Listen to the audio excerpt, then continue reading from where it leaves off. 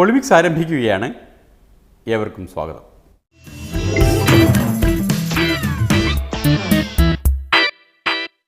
വലിയ നോട്ടുകൾ പിൻവലിച്ചതുകൊണ്ടുണ്ടായ പൊല്ലാപ്പ് ചില്ലറയൊന്നുമല്ല കേട്ടോ. നിയമസഭയ്ക്കകത്ത് സമരം നടത്തി ജീവിച്ചു പോന്നിരുന്നവർ പോലും പുറത്തിറങ്ങി പൊരിവെയിലിൽ സമരം നടത്തേണ്ടി വന്നു.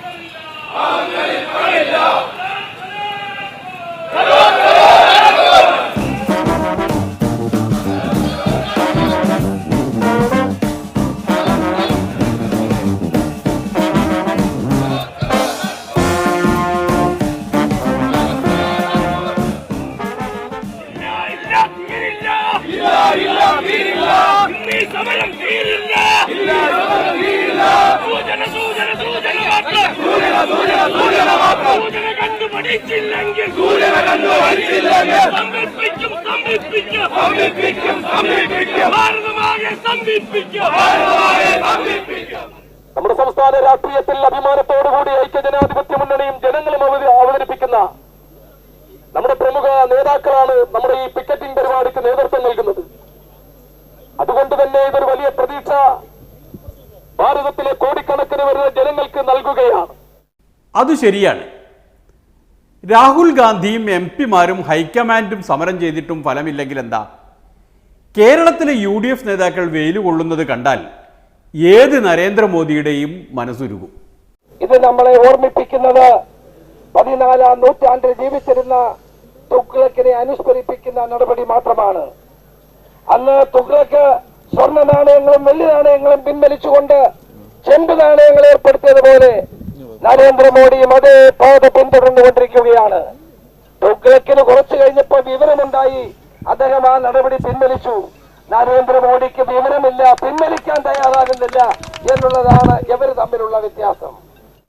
അതുമാത്രമൊന്നുമല്ല അവർ തമ്മിലുള്ള വ്യത്യാസം, എണ്ണി പറയാനാണെങ്കിൽ വേറെയുമുണ്ട്. പാർലമെന്റിന്റെ തൊട്ടടുത്ത മുറിയിലിരിക്കുന്ന പ്രധാനമന്ത്രി പാർലമെന്റ് സമ്മേളിക്കുമ്പോൾ അവിടെ വരില്ല. പാർലമെന്റിനോട് പുച്ഛമാണ്. അല്ലെങ്കിലും ഏത് ഏകാധിപതിക്കും ജനാധിപത്യത്തോടുള്ള സമീപനം തന്നെയാണ് നരേന്ദ്രമോദിക്കുള്ളത്. ഇദ്ദേഹം ഹിറ്റ്ലറെയും മുസോളിനിയെയും കടത്തിവെട്ടിയിരിക്കുന്നു എന്നുള്ളതാണ് നമുക്ക് കാണാൻ കഴിയുന്നത്. ഇന്ന് ലോകത്തിന്റെ ചരിത്രത്തിലെ ഏറ്റവും വലിയ ഏകാധിപതികളായ ഹിറ്റ്ലറെയും മുസോളിനിയെയും കടത്തിവെട്ടിക്കൊണ്ട് നരേന്ദ്രമോദി ആ സ്ഥാനം ഏറ്റെടുത്തിരിക്കുന്നു എന്നാണ് പറയാൻ കഴിയുന്നത്. ഇന്ത്യ ചരിത്രം കണ്ട ഏറ്റവും വലിയ ഏകാധിപതിയായ ലേഡി ഹിറ്റ്ലർ എന്നും ഷീ തുഗ്ലക്ക് എന്നും പേര് കേട്ടിട്ടുള്ള ഇന്ദിരാഗാന്ധിയെപ്പോലും കടത്തിവെട്ടിയതായി പൊളിമിക്സ് കൂട്ടിച്ചേർക്കുകയാണ്. നരേന്ദ്രമോദിയുടെ മുന്നിൽ മുൻകാല ചരിത്രം റദ്ദായിരിക്കുന്നു. നരേന്ദ്രമോദിയോട് 4 ചോദ്യങ്ങൾ കഴിഞ്ഞ ദിവസങ്ങളായി അന്തരീക്ഷത്തിൽ ഉയർന്നു വന്നിട്ട് മറുപടി പറയാൻ ഭയപ്പെടുന്ന 4 ചോദ്യങ്ങൾ. ഇന്ത്യയിൽ ഇന്ന് പ്രചാരണത്തിലിരുന്ന കറൻസിയുടെ 86.6% 1000 രൂപയുടെയും 500 രൂപയുടെയും മൂല്യമായിരുന്നു എന്ന് അങ്ങേക്കറിയാമായിരുന്നോ? അറിഞ്ഞിട്ടില്ലെങ്കിൽ ഇത് അദ്ദേഹം ഒരു തമാശ കളിയായിട്ടാണ് നടത്തിയത്. അറിഞ്ഞിട്ടുണ്ടായിരുന്നെങ്കിൽ 86.4% നോട്ടുകൾ പിൻവലിക്കുമ്പോ അതിന് ഒരു മുൻകരുതലും സ്വീകരിച്ചിട്ടില്ലാത്ത ഒരു പ്രധാനമന്ത്രിയെ കുറിച്ച് എന്തു വാക്കാണ് ഉപയോഗിക്കുന്നത്? പറ്റിയ വാക്ക് കഴിഞ്ഞ ദിവസം ഒരാൾ പ്രയോഗിച്ചതായി കണ്ടു. ഒരു യോഗിയാണ്, യോഗി യുക്തിഭദ്രാനന്ദ ശക്തിബോധി. കാന്തപുരം ഉസ്താദിൻ്റെ പാർട്ടി കോഴിക്കോട് കടപ്പുറത്ത് സംഘടിപ്പിച്ച മഹായോഗത്തിൽ പ്രസംഗിച്ചപ്പോൾ നരേന്ദ്രമോദിയെ ഈ യോഗി തലക്കു സ്ഥിരതയില്ലാത്തയാൾ എന്നാണ് വിളിച്ചത്. പക്ഷേ ഉസ്താദിനെ അതിഷ്ടപ്പെട്ടില്ല. അപ്പോൾ തന്നെ അത് പിൻവലിക്കാൻ ആവശ്യപ്പെട്ടു. യോഗി അത് പിൻവലിക്കുകയും ചെയ്തു. ഈ വേദിയിൽ നിങ്ങൾക്കിഷ്ടമില്ലാത്തതിനാൽ ഞാനത് പിൻവലിക്കുന്നു, എങ്കിലും ഉചിതമായ വേദികളിൽ അത് ഉപയോഗിക്കാനായി എൻ്റെ നിഘണ്ടുവിൽ ആദ്യം തന്നെ ആ വാക്കുണ്ടായിരിക്കും എന്ന് പറഞ്ഞുകൊണ്ടാണ് അദ്ദേഹം പിൻവലിച്ചത്. വേണമെന്നുണ്ടെങ്കിൽ ആ വാക്ക് ഉപയോഗിക്കാവുന്നതാണ്. നാലാമത്തത് കേരളത്തെ ഏറ്റവും അധികം ബാധിക്കുന്ന പ്രശ്നം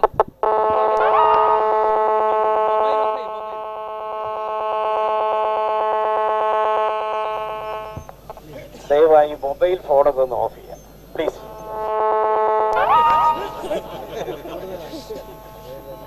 ആരോ ഒരു രസികൻ ഇവിടെ നിൽക്കുന്നുണ്ട്, ദയവായി അതൊന്ന് ഓഫ് ചെയ്യാം പ്ലീസ്.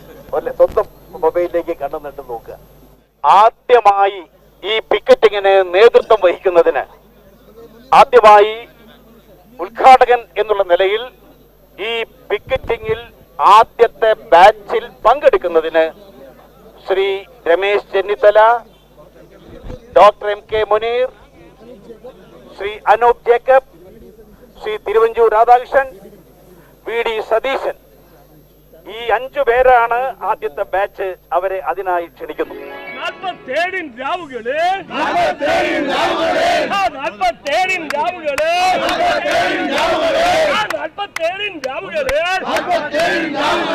വെള്ളപ്പടയെ പുല്ലായി കരുതിയ, തൂക്കുമരങ്ങളിൽ ഊഞ്ഞാലാടിയ, തൂക്കുമരങ്ങളിൽ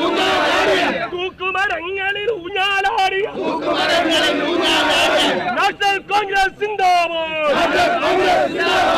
ചോരയിലെഴുതിയ, ജീവനിലെഴുതിയ ആയിരം അഭിവാദ്യങ്ങൾ. അവസാനത്തെ ബാച്ച് നമ്മുടെ പ്രിയങ്കരനായ നമ്മുടെ നേതാവ്, ഈ സംസ്ഥാനത്തിന്റെ മുൻ മുഖ്യമന്ത്രി ശ്രീ ഉമ്മൻചാണ്ടിയുടെ നേതൃത്വത്തിൽ നമ്മുടെ അനന്തപുരിയുടെ അഭിമാനങ്ങളായിട്ടുള്ള ശ്രീ VS ശിവകുമാർ, ശ്രീ K മുരളീധരൻ,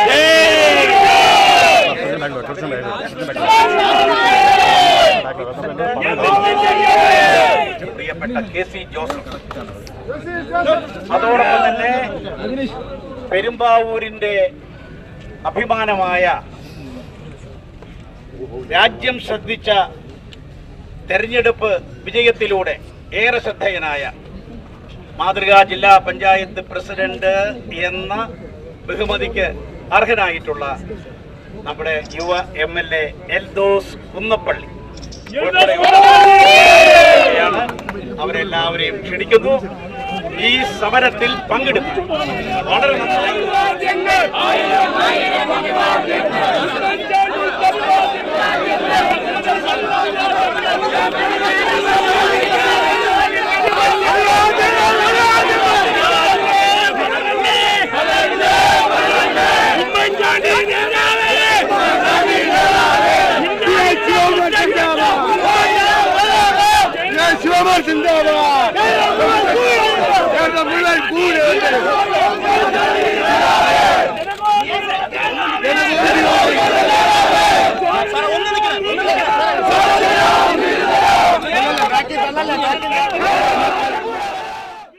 തിരുവഞ്ചൂർ രാധാകൃഷ്ണനെയും ഉമ്മൻചാണ്ടിയെയുമെല്ലാം പിണറായിയുടെ പോലീസ് അറസ്റ്റ് ചെയ്യുന്നതും അവരെ വാനിൽ കയറ്റി കൊണ്ടുപോകുന്നതുമെല്ലാം സ്വപ്നത്തിലല്ലാതെ നേരിൽ തന്നെ കണ്ട സന്തോഷത്തോടെ ഒരിടവേളയിലേക്ക് കടക്കുകയാണ്. അത് കഴിഞ്ഞു വന്നാൽ തരാതരം സമരങ്ങളാണ്.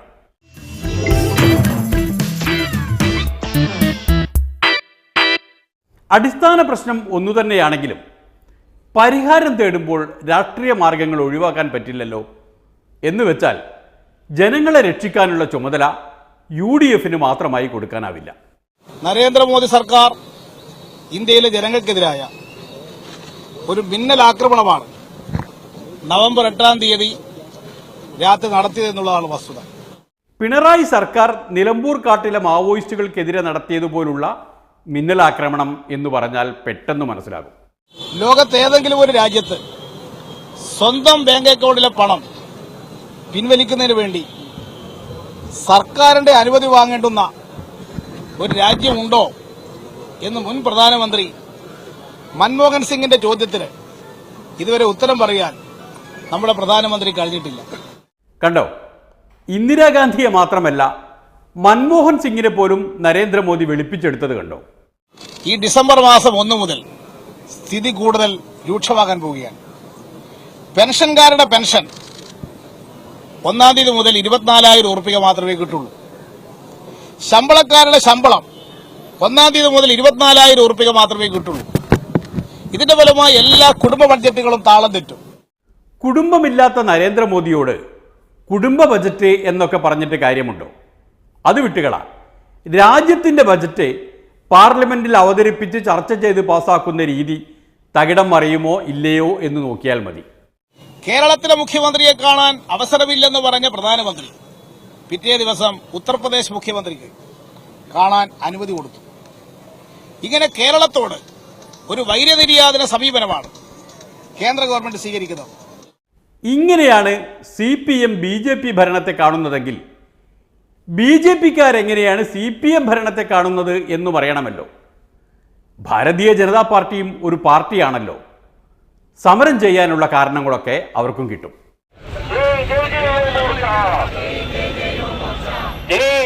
കൺവെൻഷൻ 10 ലക്ഷം ബൈക്കൊപ്പം അധികാരികളെ കണ്ടോളൂ.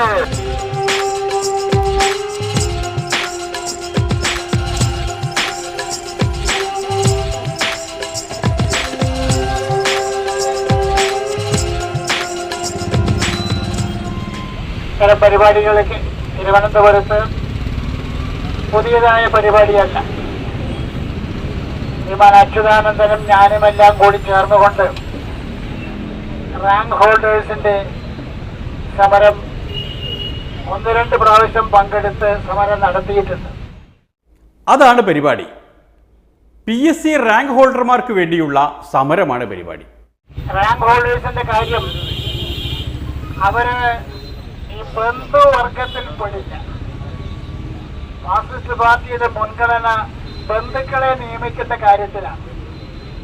സ്വന്തം കുടുംബത്തിലെ ഭാര്യ വീട്ടിലെ അമ്മ മരുമക്കള്, അവരുടെ സുഹൃത്തുക്കള്, അങ്ങനെയുള്ള ബന്ധുക്കാരെയും സുഹൃത്തുക്കളെ എല്ലാം കൂടി ചേർന്ന് അവരെ നിയമിക്കുന്നു. ഇവിടെ റാങ്ക് ഹോൾഡേഴ്സ് വേർപെട്ട് നോക്കിയിരിക്കുകയാണ്. ബാക്കിയുള്ളവരെ കാര്യം പറയും വേണ്ട. റാങ്ക് ഹോൾഡേഴ്സ് ആവാൻ സാധിക്കാതെ വെറുതെ പരീക്ഷ എഴുതി പാസ്സായി പക്ഷെ കാത്തിരിക്കുന്നു. VS അച്യുതാനന്ദനെ പോലെ ടെസ്റ്റ് പാസ്സായി റാങ്ക് ലിസ്റ്റിൽ വന്നിട്ടും നിയമനം കിട്ടാതെ പോയവരുടെ കാര്യമാണിത്. എന്നാലും തൊഴിലുറപ്പ് പദ്ധതി പ്രകാരം അദ്ദേഹത്തിനും ഒരു പണി കിട്ടിയല്ലോ. തൊഴിലുറപ്പ് എന്ന് പറയുന്ന അവസരത്തിൽ ഇപ്പോൾ മാർക്സിസ്റ്റുകാർ കണ്ടുപിടിച്ചിട്ടുള്ളൊരു വിദ്യ ഞാൻ പത്രത്തിൽ വായിക്കുകയുണ്ടായി. നമ്മുടെ നാട്ടിലെ ഗ്രാമപ്രദേശങ്ങളിലെ തൊഴിലാളികള്, സ്ത്രീകള് തൊഴിലുറപ്പ് പദ്ധതിയുടെ പേരിൽ ഇന്ത്യ ഗവൺമെന്റിന്റെ പദ്ധതിയാണ് തൊഴിലുറപ്പ് പദ്ധതികൾ. ഒരു പഞ്ചായത്തില് അവിടുത്തെ ലോക്കൽ മാർക്സിസ്റ്റ് നേതാക്കന്മാർ പോയി അവരെല്ലാം വിളിച്ച് കൂട്ടിക്കൊണ്ട് സമരത്തിന് വേണ്ടി മാർക്സിസ്റ്റ് പാർട്ടിക്ക് ഇപ്പൊ നിരന്തരം സമരം ചെയ്യണം.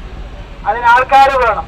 അവർക്കെല്ലാം തൊഴിൽ കൊടുക്കാൻ വേണ്ടി കൊണ്ടുപോകണം. തൊഴിലുറപ്പ് പദ്ധതിക്കാരെ വിളിച്ചിട്ട് പത്രത്തിൽ ഫോട്ടോ ഉണ്ടായിരുന്നു. ഇവിടെ നിങ്ങളുടെ ഭാഗത്ത് മലബാർ ഭാഗത്തുണ്ടോന്ന് എനിക്കറിയില്ല. ഇവിടെ വന്നു. അങ്ങനെ എന്തൊക്കെ പറഞ്ഞാലും ഒരു ദിവസത്തെ തൊഴിൽ ഉറപ്പ് കൊടുത്തിട്ടല്ല രാജേട്ട ജാഥയ്ക്ക് വിളിക്കുന്നത്. 2 കാര്യമായില്ലേ, ഒരു തൊഴിലുമായി ഒരു ഉറപ്പുമായി. ഈ രാജ്യത്തിൽ യുവാക്കൾക്ക് തൊഴിൽ കൊടുക്കേണ്ട ബാധ്യതയുണ്ട്. നിങ്ങൾ വാക്ക് പറഞ്ഞതാണ്, നിങ്ങളുടെ കടമയാണ്. 5 ലക്ഷം പേർക്ക് എത്ര പേരെ 5 ലക്ഷം കൊടുക്കും? 25 ലക്ഷം പേർക്ക് കൊടുക്കുന്ന യാതൊരു കുറവുമില്ല. 5 കൊല്ലത്തിന് 5 ലക്ഷം ഓരോ കൊല്ലവും. അതിന് കണക്കാണ് നേരത്തെ പറഞ്ഞത്. 6 മാസത്തിന് 2 ലക്ഷം കൊടുക്കണം എന്നുള്ളത്. ഒന്നും കൊടുത്തിട്ടില്ല. അത് വേണ്ട. അങ്ങോട്ട് കിടക്കുന്നത് അത്ര ബുദ്ധിയായിരിക്കില്ല രാജേട്ട. തെരഞ്ഞെടുപ്പ് വാഗ്ദാനത്തിലേക്ക് കിടക്കുന്നത്. അവർ തൊഴിലാണ് വാഗ്ദാനം ചെയ്തതെങ്കിൽ നിങ്ങൾ പണമാണ് വാഗ്ദാനം ചെയ്തത്. ബാങ്കിൽ പണം ഇട്ടുകൊടുക്കാം എന്ന്. വിദേശ രാജ്യത്തുള്ള കള്ളപ്പണം മുഴുവൻ പിടിച്ചെടുത്ത് ഇവിടെ ഓരോരുത്തരുടെയും ബാങ്ക് അക്കൗണ്ടിൽ 15 ലക്ഷം ഉറുപ്പിക വീതം നിക്ഷേപിക്കുമെന്നായിരുന്നു ഇലക്ഷൻ കാലത്തെ വാഗ്ദാനം. അതിൽ 15 ലക്ഷം പോയിട്ട് ഒരു 15 നയാ പൈസ പോലും കണ്ടെടുക്കാൻ സാധിക്കാത്ത മോദി ഏറ്റവും കഴിവുകെട്ട പ്രധാനമന്ത്രിയാണെന്ന് വന്നപ്പോൾ ആ കഴിവുകേട് മറച്ചുപിടിക്കാൻ വേണ്ടിയിട്ടാണ് സാധാരണക്കാരന്റെ കൈവശമുള്ള 500 രൂപയും 1000 രൂപയും പോക്കറ്റടിക്കുന്ന അസാധാരണമായ സ്ഥിതിവിശേഷം രാജ്യത്ത് സ്വീകരിച്ചിട്ടുള്ളത്. ഇത് ഇലക്ഷൻ കാലത്ത് മോദി നൽകിയിട്ടുള്ള വാഗ്ദാനങ്ങളുടെ പൂർണ്ണമായ ലംഘനമാണ്. തെരഞ്ഞെടുപ്പായാലും ശരി അല്ലെങ്കിലും ശരി, രാഷ്ട്രീയവും അതിലെ വാഗ്ദാനങ്ങളുമെല്ലാം ഒരു ഞാണിന്മേൽ കളിയാണ്. ഇതാ ഇതുപോലുള്ളൊരു അഭ്യാസം.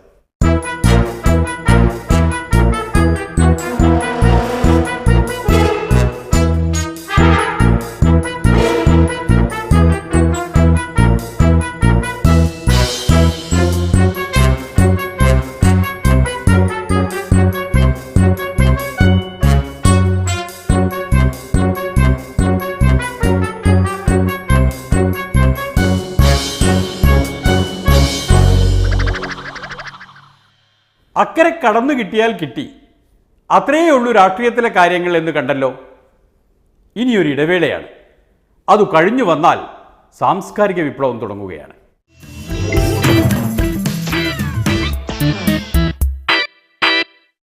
സാംസ്കാരിക വിപ്ലവമാണ്. ശ്രദ്ധയോടെ ഇരിക്കണം. വിപ്ലവം തുടങ്ങുന്നത് കാലിക്കറ്റ് സെൻട്രൽ ലൈബ്രറിയിൽ നിന്നാണ്. ഈ വായനശാലയുടെ പേര് തന്നെ മാറ്റണം. സെൻട്രൽ അല്ല, കേന്ദ്ര ലൈബ്രറിയാണ്. മലയാളത്തിൽ പറയണം. ആര് പേരിട്ടാൽ ഏത് മഹാനായാലും. അല്ലെങ്കിൽ മലയാള ഭാഷ പറ്റി പറയാൻ നമുക്ക് എന്താണ് അധികാരം? പറയൂ. നമ്മൾ ഇംഗ്ലീഷ് പറഞ്ഞുകൊണ്ടിരിക്കുകയാണ്. ഒന്നാമത്തെ മലയാളം കേന്ദ്രം, അതോടെ സെൻട്രൽ എന്തിനാണ്? ഞാനതിനെ കുറിച്ച് ഇത് കേരളത്തിൻ്റെ ഒരു പൊങ്ങച്ചമാണ്. അത് വായനശാലയിൽ പിടികൂട്ടിയിരിക്കുന്നു. ലൈബ്രറി കൗൺസിൽ എന്താ ഗ്രന്ഥശാല ഇതിനെടുത്ത് പറഞ്ഞ് നല്ല പേരതല്ലേ? ഗ്രന്ഥശാലകളുടെ സംഘം പാടില്ല. കൗൺസിൽ അത് നമ്മൾ കൂടി കുത്തിയിരിക്കുന്നത് ഇതിൽ ഒരു കൗൺസിലായി ഇരിക്കുകയാണ്. സംഘമാകുമ്പം നമ്മുടെ ഒരു സ്നേഹമുള്ള കൂട്ടമാണ്. കൗൺസിലിന് യാതൊരു സ്നേഹം ഉണ്ടാവില്ല. അത് ആധികാരികവും വെറും പൊങ്ങച്ചമുള്ളതാണ്. നേരെ മറിച്ച് സംഘം, സംഘബലം, സംഘം ശരണം ഗച്ഛാമി എന്നല്ലേ ബുദ്ധൻ പറഞ്ഞത്? ആർക്കറിയാൻ പേര്? കൗൺസിൽ ശരണം ഗച്ഛാമി എന്നാണോ ബുദ്ധൻ പറഞ്ഞത്? പച്ച മലയാളിയായ ഈ ഓണാട്ടുകരക്കാരൻ സഖാവിനെ കമ്മ്യൂണിസ്റ്റ് പാർട്ടി ഓഫ് ഇന്ത്യയുടെ സ്റ്റേറ്റ് സെക്രട്ടേറിയറ്റിൽ എടുക്കാതിരുന്നത് എന്തുകൊണ്ടും നന്നായി. എടുത്തു പോയിരുന്നുവെങ്കിൽ അതിനെ RSS മട്ടിൽ കാര്യാലയമാക്കേണ്ടി വരുമായിരുന്നു. പിന്നെ എല്ലാം ഇംഗ്ലീഷാണ്, മൊത്തം ഇംഗ്ലീഷാണ്. വർഷം മീറ്റിംഗ് അല്ല, യോഗം എന്ന് പറയുന്നത് വർഷം. പുന്നപ്പുഴ ഞാനും VS ഒക്കെ പുന്നപ്പുഴ താമസിക്കുന്നവരാണ്. അവിടെ ഒരു അമ്മൂമ്മയെ വർക്ക്ഷോപ്പിന് വിളിച്ചു. അപ്പം വൃദ്ധകൾക്കും പറ്റുള്ള ഒരു പദ്ധതിയാണ്. പ്രോജക്റ്റ് തന്നെ നാട്ടിൽ അറിയാതെ പ്രോജക്റ്റ് പറയത്തുള്ളൂ. അമ്മൂമ്മ അടുത്ത സൈക്കിൾ ഷാപ്പിൽ ചെന്ന് ചോദിച്ചു, പോലെ ഈ വർക്ക്ഷോപ്പിൽ അവിടെ പറയേണ്ടത്. അവർക്ക് ആ വർക്ക്ഷോപ്പ് മാത്രമേ അറിയത്തുള്ളൂ. അല്ല, അവിടെ EMSന്റെ പേരിൽ ഹാളുണ്ട് പലവൂര്, അവിടെയാണ്. എന്നിട്ട് അമ്മൂമ്മയെ കൊണ്ട് വിട്ടു. പാവപ്പെട്ട അമ്മൂമ്മമാരുടെ വർക്ക്ഷോപ്പ് എന്നാണ് പറയുക. അവർക്ക് സൈക്കിൾ ഷോപ്പല്ലേ അറിയത്തുള്ളൂ, വേറെ വല്ലതും അറിയോ? ഇങ്ങനെയുള്ള പൊതുബോധം സൃഷ്ടിക്കാത്ത വാക്കുകൾ ആസൂത്രണത്തിൽ തുന്നിക്കയറ്റിയത് കേന്ദ്ര പ്ലാനിംഗ് കമ്മീഷനും സംസ്ഥാന പ്ലാനിംഗ് ബോർഡുകളുമാണ്. എല്ലാം ഇംഗ്ലീഷിലാണ് വരുന്നത്. മലയാളം ഇംഗ്ലീഷ്. അത് തെറ്റാണ്. ഇത് കേരളം പറയണം. കേരളത്തിന് സ്വന്തം ഭാഷയും സംസ്കാരവും ഉണ്ടല്ലോ. അത് ഉപയോഗിക്കുമ്പോഴാണല്ലോ കൈരളിയാവുന്നത്. നമ്മുടെ മാതാവ് കൈരളി പണ്ട് ഒരു പൊന്മണി പൈതലായി വാണകാലം, കാലിൽ ചിലങ്ക കുലുങ്ങുമാർ ഉച്ചത്തിൽ ഓടിക്കളിച്ചു വളർന്ന കാലം. കേട്ടിട്ടില്ലേ? ഇപ്പോഴത്തെ കുട്ടികൾ കേൾക്കൂല. ഞങ്ങളെ പഠിപ്പിച്ചിരുന്നു ഇത്. ഇപ്പൊ എൻട്രൻസ് പരീക്ഷയാണ്. എല്ലാവരും എൻട്രൻസ് പരീക്ഷകൾ 1ാം ക്ലാസ് റെഡി ആയിക്കോളുക. ഇപ്പോഴത്തെ കുട്ടികളുടെ പഠിപ്പ് മാത്രമല്ല, സമരവും മാറിപ്പോയല്ലോ. ഇവിടെയാണ് സാംസ്കാരിക വിപ്ലവം അനിവാര്യമാകുന്നത്. ഇതൊക്കെ മനസ്സിലാക്കി. ഇതൊക്കെ പണ്ട് പഠിപ്പിച്ചിരുന്നു സ്കൂളിലും കൂടി. ഇതൊക്കെ അറിയാമോ? എന്നാർക്കറിയാം? ഏറ്റവും വലിയ സമരം ചുംബന സമരമാണ്. കോഴിക്കോട് ആലപ്പുഴയൊക്കെ നടന്നാണ്. വടിവെട്ടി അമ്പലപ്പുഴക്കാർ തന്നെ ചുംബന സമരക്കാർ. കുറെ സഞ്ജയ് ദുഃഖികളാണ്. അടികൊടുത്ത് ഓടിച്ചു. 3 ആഴ്ച കഴിഞ്ഞപ്പോൾ ഓടി ജയിലിൽ കിടക്കുക. പെൺമാടികത്തിന് നയിച്ച നായിക. മനസ്സിലായോ? ഞാനവരെ കുറ്റപ്പെടുത്തുകയല്ല. ഒരു കാപട്യമാണ് അവതരിപ്പിച്ചത്. ഫ്യൂഡൽ, സാമ്പ്രദായിക അല്ലെങ്കിൽ യാഥാസ്ഥിതിക ആ കെട്ടുപാടുകളുടെ ചങ്ങല പൊട്ടിക്കുന്നതിനോട് ഞങ്ങൾ യോജിക്കുകയാണ്. പരസ്പരം സ്നേഹിക്കുന്നവർ ചുംബിക്കുന്നതിൽ യാതൊരു തെറ്റുമില്ല. പക്ഷെ ഒരു സ്നേഹമില്ലാത്തവർ ചുമ്മാതെ ഫാഷന് വന്ന് ചുംബിക്കുകയാണ്. അത് കടിച്ചു പറിക്കുകയാണ്, ചുംബിക്കുകയല്ല. വിടത്തില്ല പിടിച്ചാൽ വേണ്ടി. ചുംബനമെന്ന് പറഞ്ഞാൽ മനോഹരമായ ഒരു കലയാണ്. ചുംബിക്കപ്പെടുന്ന ആ സ്ത്രീയെ ഒരിക്കലും നമ്മൾ നോവിക്കാനും പാടില്ല. അത് സ്നേഹമാണ്. അധിക സമയം നീണ്ടു നിൽക്കത്തില്ല. നീണ്ടു നിൽക്കുന്ന ദുരുദ്ദേശമാണ് അത്. അപ്പം പെൺകുട്ടി വിചാരിച്ചോളം ദുരുദ്ദേശമാണ്. അത് സ്നേഹം. പിന്നെ ഭാര്യയായി കഴിഞ്ഞാൽ എത്ര മണിക്കൂർ വേണം ചുംബിച്ചു ആര് ചോദിക്കാൻ? ചുംബനത്തിൻ്റെയും യുവത്വത്തിൻ്റെയും രസതന്ത്രം അറിയാത്ത മുരടനാണ് ഈ കമ്മ്യൂണിസ്റ്റുകാരൻ എന്നൊന്നും ആരും ധരിച്ചേക്കരുത്. 1 മണിക്കൂർ ചുംബിക്കുന്നത് നല്ലതാണ്. കാരണം അതുകൊണ്ട് രക്തധമനികൾ നിറയുകയും രക്തപ്രസരം കൂടുകയും യുവത്വം വരികയും യാഥാർത്ഥ്യമാണ് പറയുന്നത്. അതുകൊണ്ട് ഇംഗ്ലീഷുകാർ കിസ്സിംഗ് തെറാപ്പി ഉണ്ട്. കാരണം തളവാദം പിടിപെട്ട ഒരു സ്ത്രീയെയും പുരുഷനെയും കൂടി ചുംബിപ്പിക്കും. 1 മാസം ചെയ്താൽ എഴുന്നേറ്റ് വരുന്നത്. ഇതൊക്കെ ആധികാരികമായി ഇതിൻ്റെ കഴിവുകളാണ്. പക്ഷെ അത് തെരുവിലിറങ്ങി മണിക്കൂറുകൾ ചെയ്യുന്നത് ശരിയാണെന്ന് ആലോചിച്ചാൽ ഞാനിതൊന്നും എതിരല്ലേ. ഇതൊരു പ്രതിഷേധമാണ് ഞാൻ ചെയ്തത്. പക്ഷെ ആ പ്രതിഷേധം അവിടെ വെച്ച് അവസാനിപ്പിച്ചിട്ട് എന്താ കാര്യം? പ്രതിഷേധമെന്നാൽ സുധാകരൻ സഖാവിന് ഇപ്പോഴും പരമ്പരാഗത കമ്മ്യൂണിസ്റ്റ് മട്ടിലുള്ള വിപ്ലവ പ്രവർത്തനമാണ്. നിങ്ങൾ ജയിലുകൾ തല്ലിപ്പൊളിക്കൂ ആവശ്യമുണ്ടെങ്കിൽ. കറൻസികൾ കൂട്ടിവെച്ചിരിക്കുന്ന റിസർവ് ബാങ്കിന്റെ അറകൾ പൊളിച്ച് നാട്ടുകാർക്ക് വാരി കൊടുക്കണം. ഇത് കൊടുക്കേണ്ടി വരും. അപ്പം തീരുമാനിക്കും. ഇല്ലെങ്കിൽ ഫ്രഞ്ച് വിപ്ലവം പോലെ ഇരിക്കും. ഇവിടെ ഓടിക്കണമെങ്കിൽ എന്നെ അറസ്റ്റ് ചെയ്യാതിൻ്റെ പേരിൽ ഞാൻ റിസർവ് ബാങ്ക് തല്ലിപ്പൊളിക്കാൻ. ഞാൻ തല്ലിപ്പൊളിക്കാനല്ല പറഞ്ഞത്, ചമൽക്കാരപരമായി പറയാം. തല്ലിപ്പൊളിക്കാനൊക്കെ തന്നെ അവിടെ കടത്തി വിടുന്നു. മോദിയെപ്പോലുള്ളൊരു ഏകാധിപതിയെ ചമൽക്കാരപരമായി നേരിടുക നല്ല വിപ്ലവ ചിന്ത തന്നെ. വിപ്ലവങ്ങളെ അട്ടിമറിക്കാൻ ബാക്കിയുള്ളവർ ശ്രമിച്ചോളൂ, പക്ഷെ വിജയിക്കില്ല. വിപ്ലവം നടത്തിയാൽ മാത്രം പോരാ, അതിനെ കാത്തു രക്ഷിക്കുകയും വേണം. അതിന് സാധിക്കാതെ പോയതാണ് സോവിയറ്റ് യൂണിയനും അവിടുത്തെ കമ്മ്യൂണിസ്റ്റ് പാർട്ടിക്കും പറ്റിയ തെറ്റ്. എല്ലാവരും സോവിയറ്റ് യൂണിയൻ അല്ല, വീഴാൻ കാത്തിരുന്നവരാണവർ. അവർ വീഴുമായിരുന്നു, വീഴാൻ കാത്തിരുന്നവരാണ്. അവസാനത്തെ 20 വർഷം അവിടെ ഒരു സോഷ്യലിസം ഉണ്ടായിരുന്നില്ല.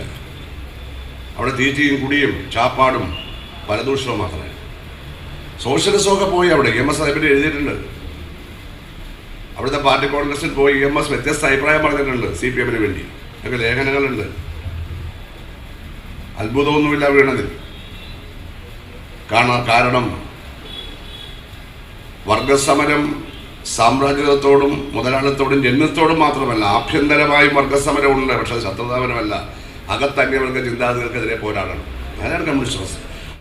ആ പോരാട്ടം ഇപ്പോൾ നടക്കുന്നത് കേരളത്തിലെ കമ്മ്യൂണിസ്റ്റ് പ്രസ്ഥാനത്തിലാണ്. കൃത്യമായി പറഞ്ഞാൽ LDFിലാണ്. ആഭ്യന്തര വകുപ്പ് കൈകാര്യം ചെയ്യുന്ന പാർട്ടിയെ ബാധിച്ച അന്യവർഗ ചിന്തക്കെതിരെയാണ് CPI പൊരുതുന്നത്. നക്സലൈറ്റ്സ് അല്ലെങ്കിൽ മാവോവാദികൾ അവരെ ഉന്മൂലനം ചെയ്യുകയാണ് ശരി എന്ന നിലപാടിനോട് യോജിക്കാത്തവരാണ് ഞങ്ങൾ. അതൊരു സാമൂഹ്യ രാഷ്ട്രീയ പ്രശ്നമാണ്. അത് ഒരിക്കലും ഒരു ക്രമസമാധാന പ്രശ്നമല്ല.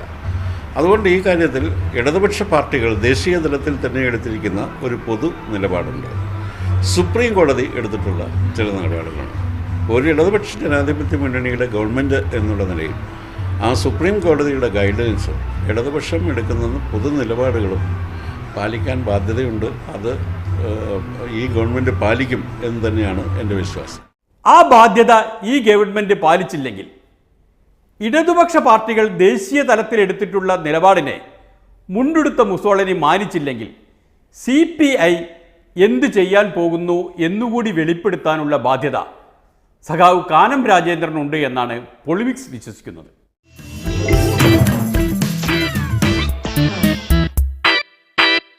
ഈ വിശ്വാസ പ്രഖ്യാപനത്തോടെ ഇന്നത്തെ പ്രതിവിപ്ലവം അവസാനിപ്പിക്കുകയാണ്. ഇനി കാണും വരെ നന്ദി, നമസ്കാരം.